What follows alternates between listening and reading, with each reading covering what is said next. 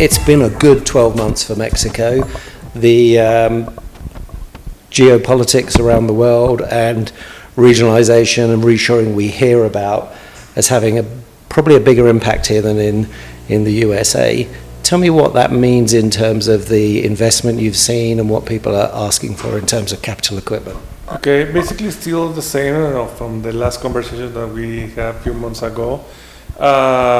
This nearshoring with the United States, the relocation of the manufacturing back into the United States is converting Mexico into a very attractive region to do more vertical integration. And a lot of the final assembly products, of course, would have been United States, but all the electronics is being assembled in Mexico. So still a big trend for Europeans and Taiwanese companies to be doing new factory setup into different regions of the country. Yeah.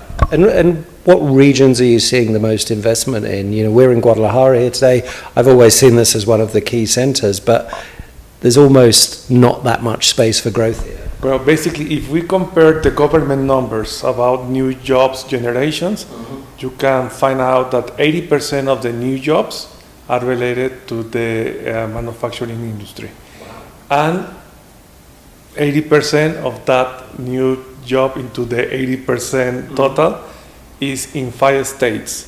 Is Chihuahua, Nuevo León, Jalisco, Guanajuato, and number 5 is Coahuila, another that is very attractive for the automotive industry. Yeah, and the automotive industry is an interesting one. We were talking earlier about data and the importance of separating traditional automotive from what we're seeing in EV, because we're seeing lots of perhaps new growth in EV. Where is most of that investment happening? We see a lot of investment for EVs into the Monterrey region, Nuevo León state, a little bit in Tamaulipas. Reynosa is nearby Monterrey, so that is what that cluster is very attractive for the automotive. And of course, in the Bajío region, Querétaro region is one of the most claimed region for the European companies to be installed. Germans, Italian, French companies into the Querétaro region, and that is becoming very attractive for the EVs product transition.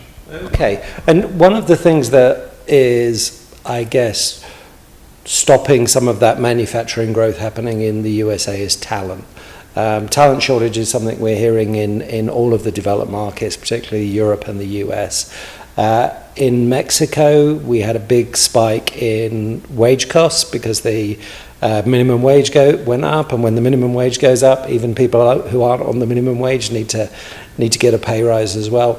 What's the situation here with talent at the moment? How hard is it to get people, and how much more expensive is that becoming? Well, of course, the engineering and regular labor is getting more expensive. But if we analyze the population, again going into the tradition of Mexican family, for example, the families that the parents are between 40 and 50, they have an average of 2 or 3 sons in each family. And right now they are getting into the productive age. So that means that right now we're still having a lot of people available for the industry. Youngest generations, they are moving into 1 or 2. So eventually, within the next 15, 20 years, that can be a problem. But from now, considering a 2.5 child per family in average, that means that we have enough people for the current industry needs. And we have right now like a strange situation because the exchange rate with the dollar, so peso is getting strong than the dollar, but we feel like it's going to be a short period.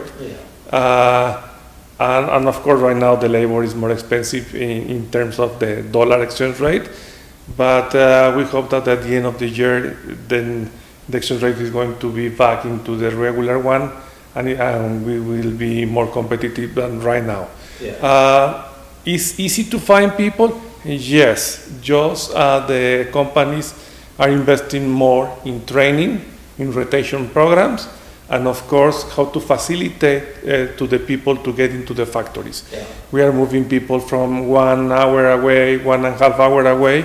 So all the electronics assembly industry is very, very focused on how to offer better solution for their employees in terms of transportation. Yeah. As you know, here in Mexico, most of the companies has their own transportation services. So for all the labor, they don't need to pay transportation, and they don't pay for the meals inside the factory. Yeah. So it's one of the great advantage that we have for the electronic assembly into the different regions of Mexico.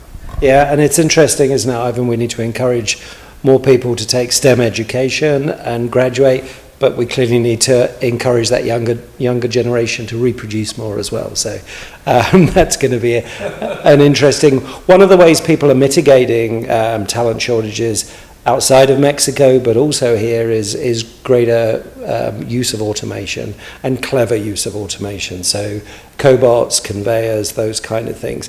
Is that an area of demand that's increasing in your business?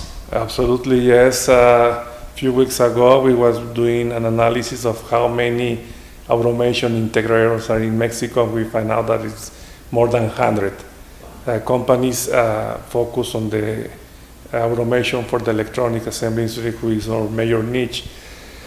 And we see large projects coming for final assembly that are very focused and targeting into the touchless lines. Of course, all the automotive modules assembly has been touchless lines years ago, but right now, let's say for vacuum cleaners, other lifestyle goods are also working to do touchless assembly, and that will bring a lot of the requirements for high specialization jobs to manage the automatic lines. Yeah, and that makes it more interesting, doesn't it? And we definitely see, and you know, I've been coming to Mexico for 8-9 years now. We definitely see constant progress in where Mexico is in that digital transformation, in the investment in automation, in the way it sees itself as a manufacturer. It doesn't feel like a low-cost, high-volume manufacturing environment that isn't able to adapt now. It feels much more like it's a much more advanced technology industry. Is that something you see? Yes, and of course, all that digitalization, that is moving so fast, but moving so fast that we are not really seeing what are step by step. Like last week, one of our customers in Monterrey came to run an audit here, and the audit was most related to the safety in our warehouse and demo rooms, people, human resources management. And the level of digitalization is that I was able to show all the evidence in my cellular phone. Yeah. Cameras, alarms, everything is in the hand. So it's the same in the factory. Right now, the top management can see everything in the smartwatch or in the cellular phone. So all that transformation, it was not a stop in the industry to do the translation. It was step by step, but so fast that if we compare the way that the industry is being managed today with 10 years ago, it's completely different. But there was no a day zero for that transformation. Yeah, it happened incrementally. The other thing I've seen, I think, particularly over recent years, is large global players seeing Mexico as their sandbox for digital transformation. They're almost doing stuff here first and proving it out, and then deploying the best practices around the world. That must be quite gratifying as a Mexican to see that happening here. Yes, and we see that also.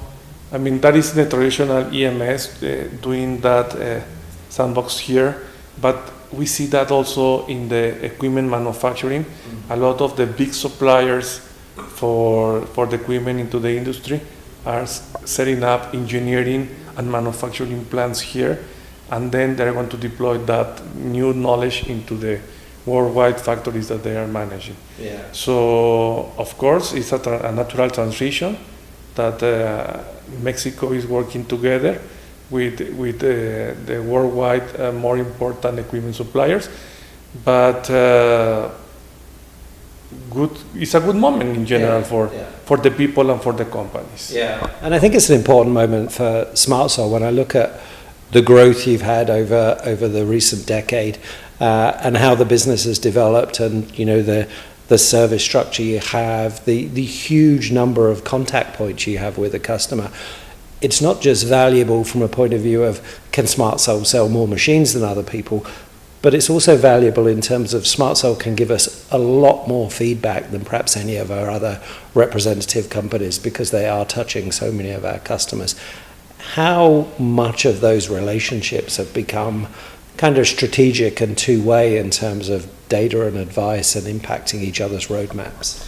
Yeah, I mean, we're attending quarterly meetings with a lot of our customers, and we always begin that quarterly meetings sharing what we see in the market, and they are sharing with us what are the roadmaps so we can find the way to work together.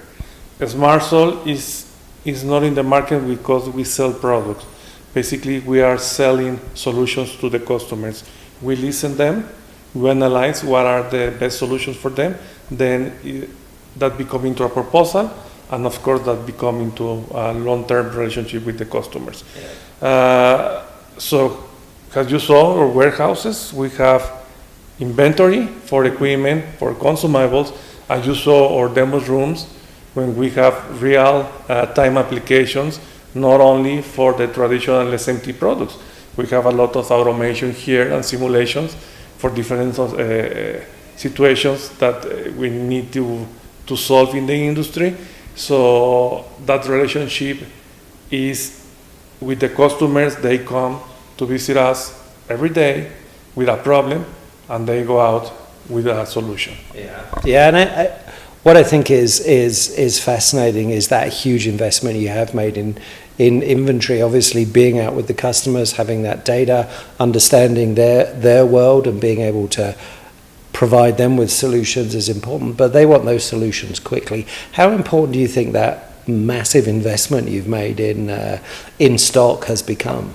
Well, it's one of the driving or what is driving the decision in the customers. How fast are they going to get it, and how cheap?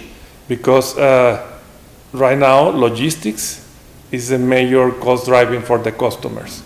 So if we are having the machines in stock here and the consumables, so we can deliver as soon they need it, so they can reduce their total time for the launch of the new products at least to 50%, because there are no waiting time for manufacturing of the machines, and there are no waiting time on the transportation.